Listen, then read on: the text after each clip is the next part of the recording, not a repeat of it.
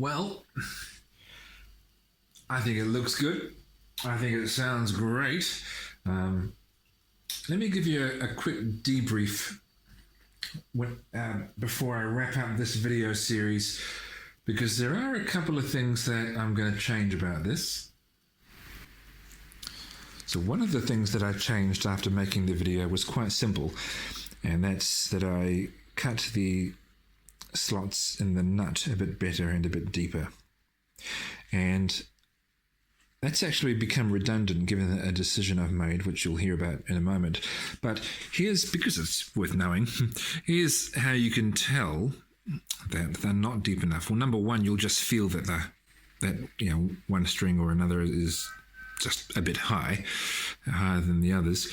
But the other thing is, when the strings are sitting too high because the slot in the nut is not deep enough, what that means is, in order to fret a note on, say, the first or second, maybe the third as well, the low frets, you have to actually press the string down much more than you would normally have to. And as a result, the note sounds higher than it should. And so if you play, for example, an open A chord, it just sounds awful. And you sometimes get this with really cheap, poorly made guitars. They just sound nasty. And the strings are hard to press down and so on. That was a minor thing. I fixed that with a combination of things. I fixed it partly with, I did the final fine-tuning of the depth with these slot files, but to really, when they were much too high, I took it down a bit with my dovetail saw. Very effective, so be careful, don't go too deep. The other issues are much bigger though. Where do I start? Okay, I'll start here. Look at the sixth string, the fat one, and follow it up the fretboard all the way to the bridge, and you might think, what am I looking for? It looks normal. Yes, it does. Now look at the first string. Oh, straight away you see the string is much closer to the edge of the fretboard than is the sixth string. And as you travel up the fretboard, it's sort of a variable distance from the edge of the fretboard. And when you get to, say, the 20th fret, it's right on the edge of the fretboard, slipping off when you press it down. That's not good, obviously. And that's caused by a couple of things. One is that the bridge isn't perfectly aligned. The bridge could stand to be a couple of millimeters in that direction.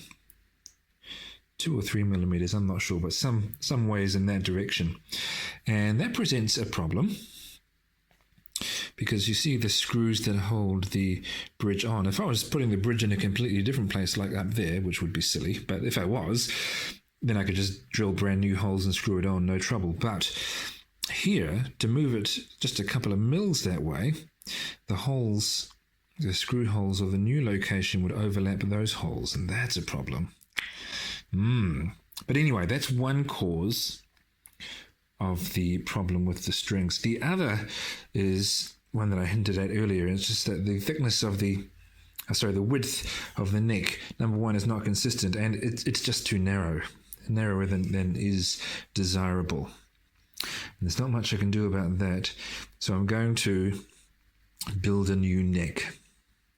because, you know, it seemed kind of nice having this neck that was sitting around for ages and I didn't have to build it. But, you know, it was from my less experienced days and there are issues with it. So I'll just make another one and that's fine. Also, there's an aesthetic issue, but it wasn't too bad because it was only aesthetic. And then the hole for the access to the truss rod was a bit messy because there'd been a mishap there, but no, that won't be an issue. It will mean I'll have to route the neck pocket a little bit wider, but if you remember, there was some damage right on the edge of the neck pocket. I could get rid of that now. Yay. Anyway, I'll do that. I will also replace the bridge.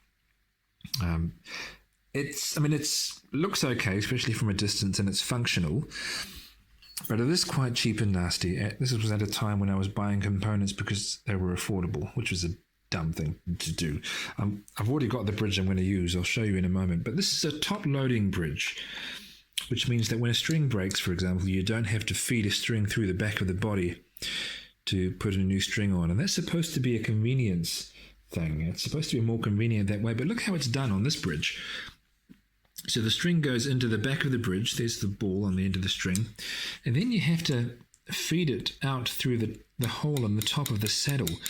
I had to use tweezers to do that because it's so fiddly. That's not convenient. That's just annoying. So I'm going to replace the bridge, which means that when I replace it, I'll just make sure I position it better than this one. And it also solves the problem of the screws because the screw holes in the new bridge are not in the same place as the screw holes on that bridge, so the holes won't overlap. I'll show you the bridge. I've got it sitting here. It's Wilkinson, which is a decent brand, but more affordable than lots, but it's a good one. It's a short Telecaster style bridge. I've checked to make sure that it will sit close enough to the pickguard to work. Yeah, so that's going to be good. That will be good. It'll have a new neck and a new bridge. But look, on the whole, apart from these massive things, it's a nice looking guitar. It sounds good. I'm pleased with it. I'll wrap up this video series just for now, but I'll revisit it later when I make those changes, which won't be too far away, I suppose.